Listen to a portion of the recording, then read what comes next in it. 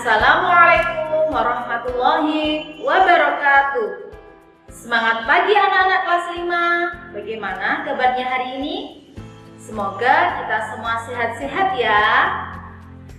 Anak-anak kelas 5, hari ini kita mulai belajar tema 2, udara bersih bagi kesehatan. Pada tema 2 ini kita akan belajar 3 subtema. Dan pada kali ini kita belajar subtema 1, yaitu cara tubuh mengolah udara bersih. Anak-anak, apakah kalian masih ingat pelajaran yang ada di tema 1 mengenai organ gerak pada hewan dan manusia? Selain bergerak, manusia dan hewan juga bernapas. Kali ini kita akan belajar mengenai pernapasan pada hewan. Sama halnya dengan manusia, hewan juga bernapas dengan membutuhkan oksigen dan mengeluarkan karbon dioksida. Tetapi alat pernapasan pada hewan berbeda dengan manusia. Begitupun dengan hewan. Setiap jenis hewan memiliki alat pernapasan dan sistem yang berbeda-beda.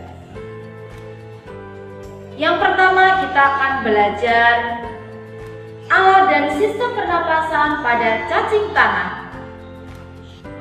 Cacing tanah tidak memiliki alat pernapasan khusus karena cacing tanah bernapas menggunakan permukaan kulitnya, sehingga permukaan kulit pada cacing tanah selalu basah dan berlendir.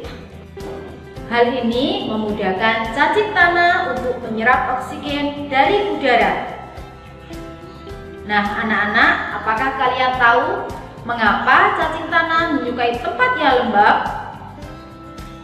Ya, cacing tanah menyukai tempat yang lembab supaya tubuhnya selalu basah dan berlendir. Itu tadi alat pernapasan pada cacing tanah. Berikut sistem pernapasan pada cacing tanah. Udara masuk ke tubuhnya melalui kulit, kemudian oksigen yang masuk melalui kulit tadi diikat oleh darah. Darah pada cacing tanah mengandung banyak hemoglobin supaya lebih kuat dalam mengikat oksigen. Udara yang sudah diikat oleh darah kemudian diedarkan ke seluruh tubuh. Dari proses pembakaran ini menghasilkan gas karbon dioksida dan uap air yang selanjutnya akan dikeluarkan melalui kulit. Selanjutnya, yang kedua, alat dan sistem pernapasan pada serangga. Serangga bernapas dengan menghisap gas oksigen dan melepaskan gas karbon dioksida. Serangga memiliki alat pernapasan yang berbeda dengan hewan lainnya, yaitu trakea. Trakea yaitu sistem tabung yang memiliki banyak percabangan di dalam tubuh yang disebut dengan trakeola. Trakea mengedarkan oksigen ke seluruh sel tubuh dan organ tubuh kita. Selain itu, trakea juga menyerap karbon dioksida dari semua sel tubuh untuk dibuang. Berikut sistem peredaran darah pada serangga.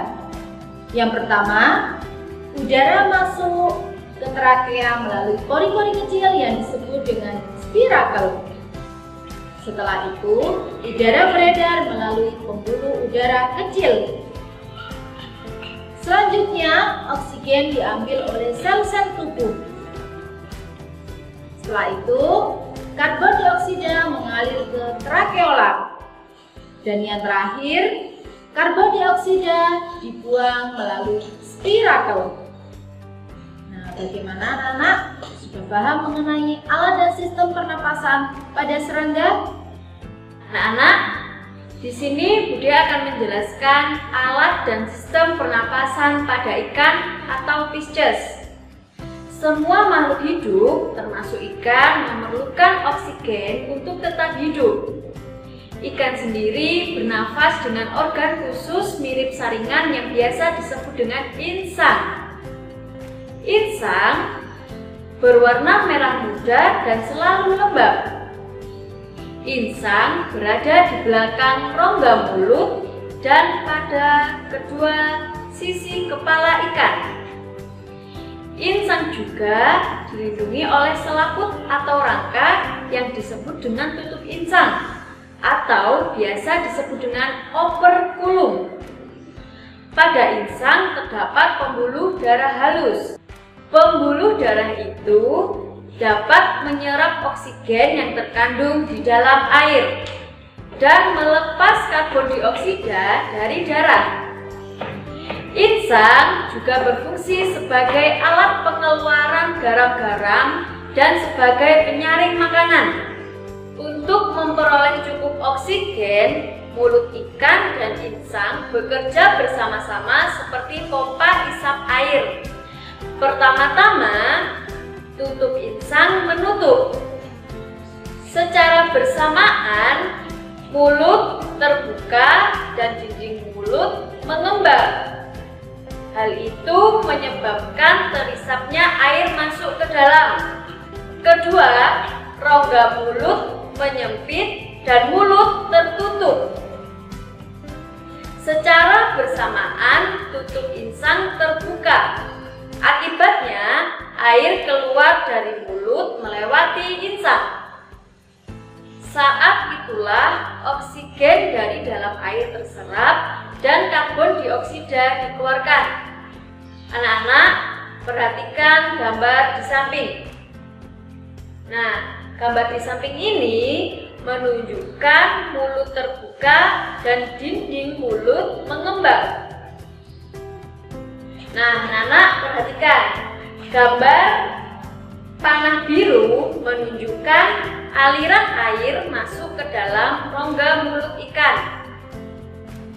Nah, anak-anak perhatikan gambar yang kedua. Gambar yang kedua ini merupakan mulut ikan yang tertutup dan tutup insang yang terbuka. Gerakan ini secara bersamaan memompa air keluar dari rongga insang. Perhatikan panah berikut ini. Pada panah gambar ini menunjukkan air keluar dari insang. Untuk selanjutnya, Budaya akan menjelaskan alat dan sistem pernapasan hewan amfibi. Anak-anak, apakah kalian mengetahui contoh hewan amfibi? Ya, hewan amfibi contohnya seperti katak. Saat masih berupa kecebong, katak hidup di dalam air dan bernafas menggunakan insang. Insang pada kecebong terletak di luar tubuh dan terdiri dari lembaran-lembaran kulit halus yang mengandung kapiler darah. Lalu, setelah kecebong berumur 9 tahun, kecebong bernafas melalui insang dalam. Insang dalam akan menyusut seiring mulai berfungsinya paru-paru dan katak muda tumbuh menjadi katak dewasa. Katak dewasa bernafas menggunakan paru-paru dan permukaan kulit. Di dalam paru-paru terdapat gelembung-gelembung udara kecil berselaput dan penuh dengan kapiler darah. Di dalam gelembung udara, oksigen diserap dan karbon dioksida dikeluarkan. Katak selain bernafas menggunakan paru-paru, ia juga bernafas menggunakan kulit. Permukaan kulit katak selalu basah. Hal ini supaya dapat menyerap oksigen dari udara. Selanjutnya, alat dan sistem pernapasan pada reptil. Kelompok hewan yang termasuk dalam reptil yaitu kadal, cicak, buaya, ular, dan biawak. Sistem pernapasan pada reptil yaitu udara masuk ke dalam hidung, lalu ke batang tenggorokan, akhirnya ke paru-paru. Berikut merupakan contoh gambar sistem pernapasan pada reptil. Paru-paru pada reptil terletak di rongga dada yang dilindungi oleh tulang rusuk. Pada reptil yang sering berkubang di dalam air seperti buaya, lubang hidungnya akan tertutup ketika mereka menyelam. Selanjutnya, alat pernapasan dan sistem pernapasan pada burung atau aves.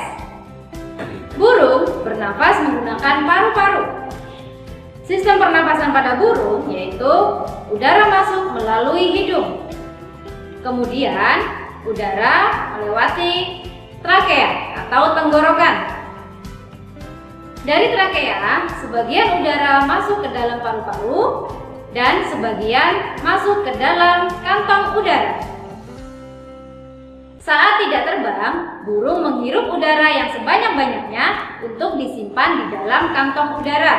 Sebaliknya, saat terbang, burung tidak menghirup udara, melainkan mengambil udara dari kantong udara. Selain untuk menyimpan udara, fungsi kantong udara yaitu membantu burung ketika terbang, mencegah hilangnya panas tubuh yang besar, dan memperkeras suara. Yang terakhir yaitu alat dan sistem pernapasan pada mamalia. Mamalia merupakan hewan yang menyusui anaknya. Mamalia dibedakan menjadi dua. Ada mamalia darat dan ada mamalia air. Contoh mamalia darat yaitu kambing, sapi, kerbau, dan kuda. Sedangkan contoh mamalia air yaitu paus, duyung, dan lumba-lumba. Sistem pernapasan pada mamalia darat yaitu udara masuk melalui hidung, kemudian ke pangkal tenggorokan, ke batang tenggorokan, dan ke paru-paru. Pada mamalia air, hidungnya dilengkapi dengan katup sehingga ketika menyelam, katup akan menutup. Dan katup itu akan terbuka ketika mamalia muncul ke permukaan untuk mengambil oksigen dan mengeluarkan karbon dioksida. Itu tadi materi tentang alat dan sistem pernapasan pada hewan yang bisa Guru sampaikan. Semoga bermanfaat. Sampai jumpa di pertemuan selanjutnya. Wassalamualaikum warahmatullahi wabarakatuh.